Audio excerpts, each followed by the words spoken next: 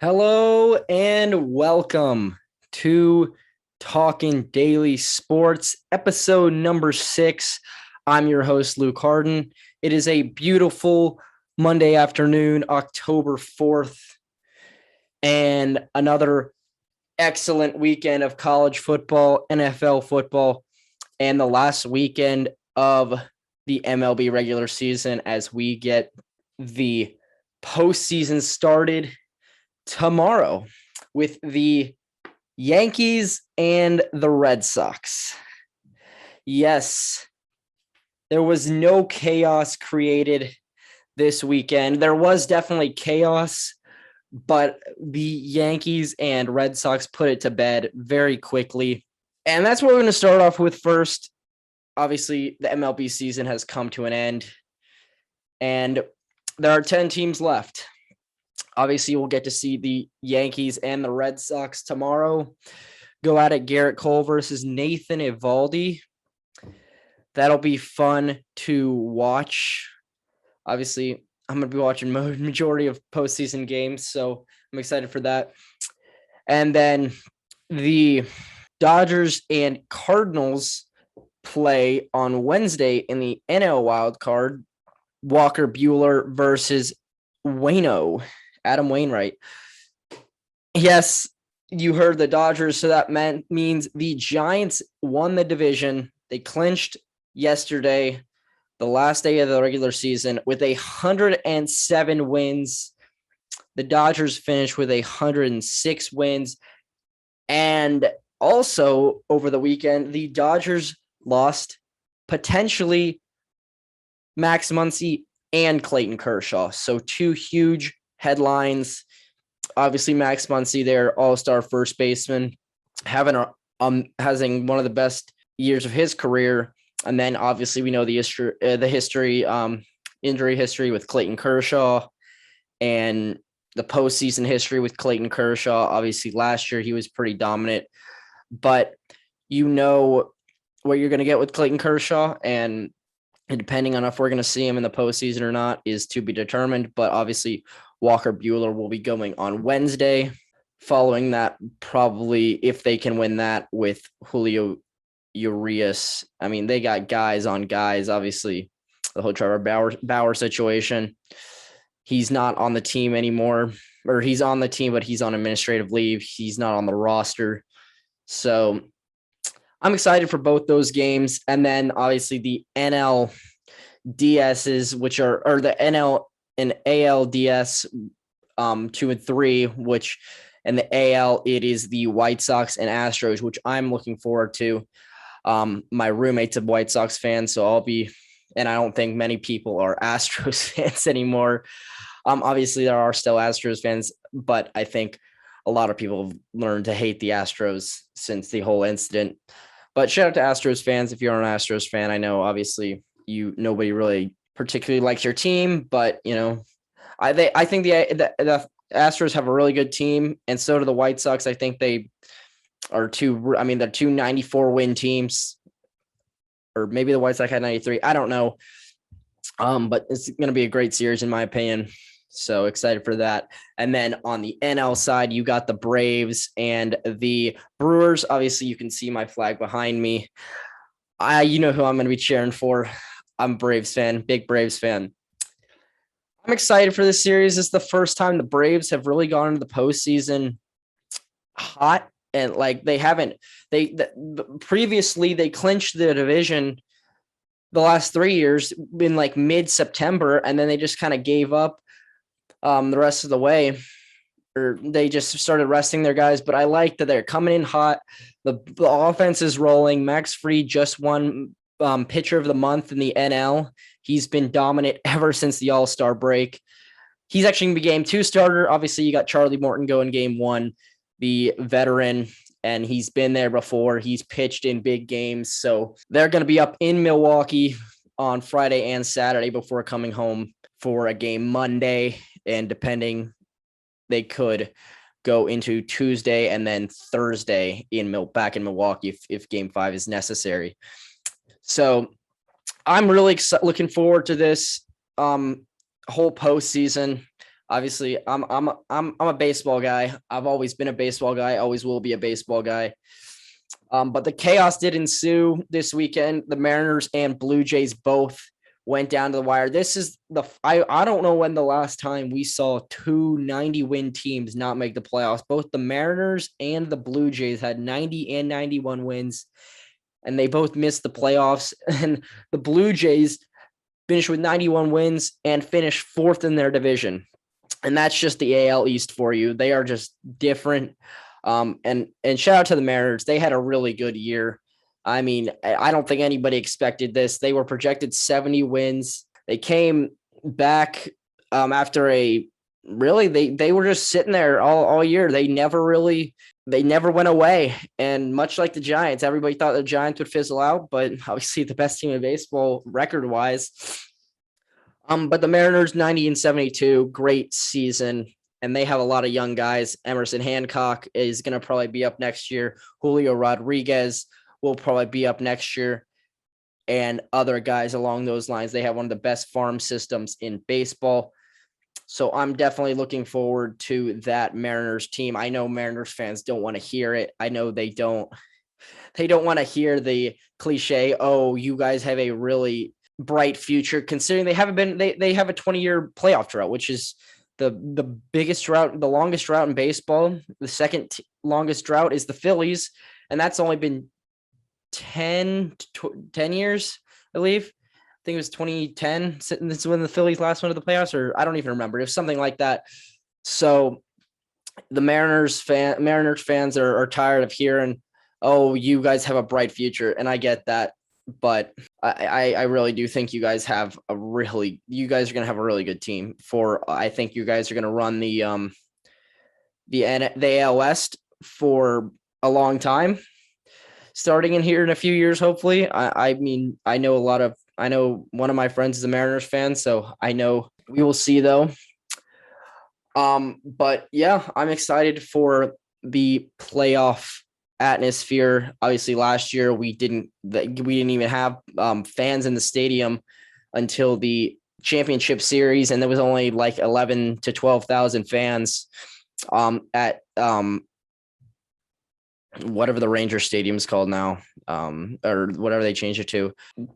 It's on the top of my head, but anyways, I'm excited to get full capacity stadiums back in the playoffs. There's nothing quite like it, in my opinion. Obviously, I'm biased because I'm a baseball guy, but I've been to multiple playoff games before, multiple atmospheres like that, and nothing really compares. I don't think really anything compares to that. So, yeah.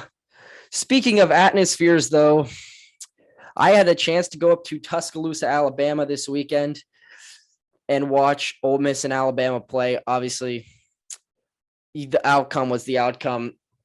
It was just the fact of the matter was Alabama is just that was probably one of the best defensive performances I've seen Alabama have in 3 or 4 years, considering the offense they were going up against and the way they played. They just dominated on all fronts. The Ole Miss could not stop them in the running game. Bryce Young and Matt Corral, both pretty similar numbers. Nothing really stood out between either of them. Obviously, on the scoreboard, people are going to probably put Bryce Young at the top of the Heisman front runner because of that game. But I mean, Matt Corral, he didn't have any turnovers. He had he had a rushing touchdown and a passing touchdown.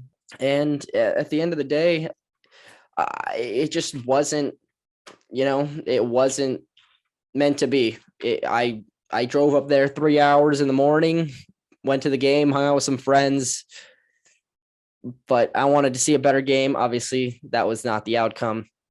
It wasn't really ever close. Then I had to drive 3 hours back. So that was kind of a sad day for me, but I was happy I got to. I mean, that stadium holds 100,000 people. It's a crazy atmosphere there. There's no doubt about that. I'm excited. Ole Miss and Arkansas play this weekend. both teams coming off a brutal beatdown. I mean, I would say Arkansas is probably even worse. They went into Athens and got beat down 37-0 by that Georgia defense. I mean, that there's no doubt that Georgia defense is the number one defense in the country. They, I think, allowed like 110 total yards of offense to that Arkansas team, and they got off to a fast start. They were up 21-0, like halfway through the first quarter. I mean, they just straight up dominated Arkansas start to finish. JT Daniels obviously didn't play. Stetson Bennett did. I think Stetson maybe had like 8 throws. They ran the ball 90% of the time, so he wasn't really a factor at all. And that Georgia defense is just something else right now. Michigan also got another win. They, people had Michigan favored, or excuse me, Wisconsin, who they were playing. They had Wisconsin favored over Michigan for some stupid reason, even though Michigan's ranked number 14 and Wisconsin was 1-2, and they looked horrible.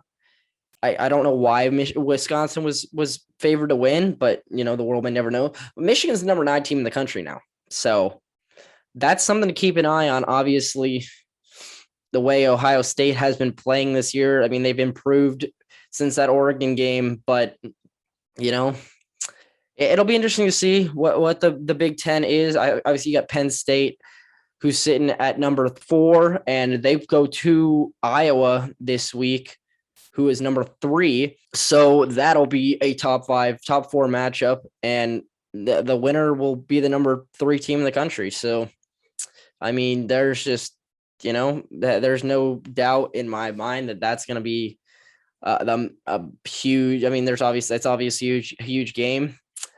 And then I know a team like Cincinnati is going to be, obviously they got to take care of their business, but if they keep winning, they put themselves in a spot. Oregon lost to Stanford. They lost to the Trees on Saturday. So, I mean, the Pac-12, I feel like the Pac-12 had to win out to get in the playoffs. And I don't know, it'll be interesting to see. But Cincinnati went into South Bend and took care of business, and they look sound defensively. Obviously, I know that Notre Dame offense is not an elite offense. They're not, I don't think Notre Dame is a top 10 team in the country. I think they're a top 25 team in the country. I think they're a good team, solid team, and it's never easy to go into South Bend and win a game like that. But Cincinnati fans, they took that place over. It was loud from what I saw, and there was a lot of Cincinnati fans there. So, and also, how about Kentucky at home against Florida?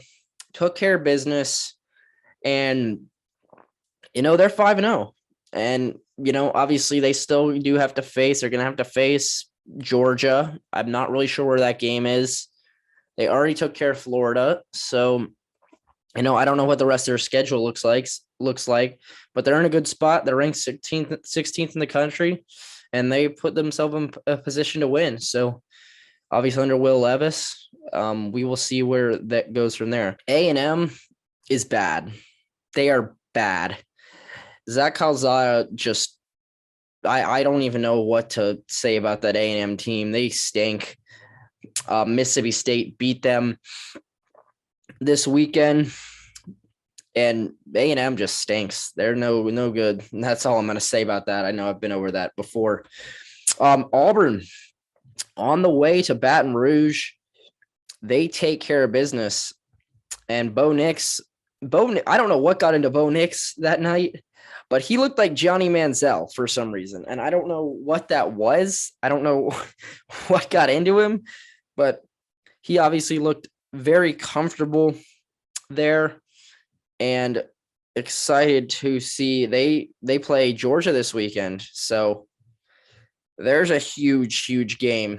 I mean, you have to think Auburn's only loss is to Penn State on the road. So I think this is going to be a real test to show how good Auburn really is. And I think this is a test to show good how good Penn State really is.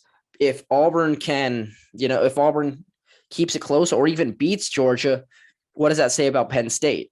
We could, who knows? Who knows? College Game Day is headed to the Red River rivalry, Texas versus Oklahoma. number 21 versus number 6. Oklahoma has not looked at all that impressive this year. Texas has improved week by week now that they're finally starting Casey Thompson. And I think this is definitely a game Texas could win under Steve Sarkisian. He's improved that team week by week. Obviously that Arkansas game was very bad, especially after Arkansas gets destroyed by Georgia. Where is the program of Texas? Where is that Texas has a program at? I think they're moving in the right direction. I think Steve Sarkisian was a great hire, and I think they are moving in the right direction. And we will see in the future. Obviously, Saturday's game, we will see. Moving on to the NFL, how about the Cowboys offense? They look like a legit team. Obviously, they're 3-1 now. Their only loss being on that first Thursday night to the Buccaneers, who are also 3-1. Dak Prescott threw for 4 touchdowns. Ezekiel Elliott went for 143. And the Cowboys look like they're a legit team again. You can say what you want. You call them the Cowgirls. Nobody likes the Cowboys, whatever, America's team. I don't know what you guys think of the Cowboys, but they have a really good offense, and they, under Dak Prescott, are a really good offensive team. So, also, the Jets and Zach Wilson get their first win of the year under Robert Saleh. Zach Wilson looks solid. He kept his composure in a game. Obviously, the Titans did not have Julio Jones or A.J. Brown. So the whole dynamic of the Titans offense changed. But Zach Wilson throws for 2 touchdowns. He did have an interception, but I think he's improved. Obviously, that 4 interception game against the Patriots, I believe, or whoever they played, he was not good, but I think he's improving week by week. And we're seeing, guys like Mac Jones, Zach Wilson, Trevor Lawrence, those guys could, the way Mac Jones played against the Buccaneers, I think in those conditions, I think Mac Jones is going to be really good. He threw 2 touchdowns. Obviously Tom Brady coming back to Foxborough. It's there's got to be nervous jitters. You're facing the Tom Brady where he played for so many years and won so many Super Bowls. So, there's a lot of pressure on that kid's shoulders to go out and perform. And I thought he did a really good job, and I think he's going to be improving week by week. Also, Tyreek Hill, what a week he had. I know fantasy owners are loving him right now. He went for 11 receptions, 186 yards, and 3 touchdowns. So, and the Chiefs went on to beat the Eagles 42-30. So the Chiefs are trying to continue and improve. They're a 2-2 team now. So, and obviously the Raiders and the Chargers play tonight. So we will see there. Also, the Steelers, I still believe they need to start Mason Rudolph, start somebody else, because Big Ben is holding them back.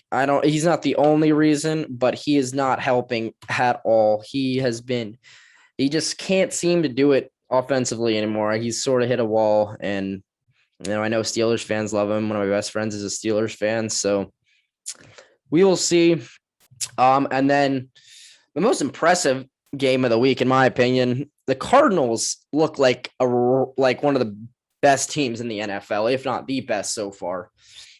Kyler Murray and Cliff Kingsbury and the Cardinals walk into SoFi Stadium, and they dominated this game start to finish. They won 37-20. They just dominated the Rams. It was just pure domination, and that's how it goes sometimes. So obviously, Rams a 3-1 team now.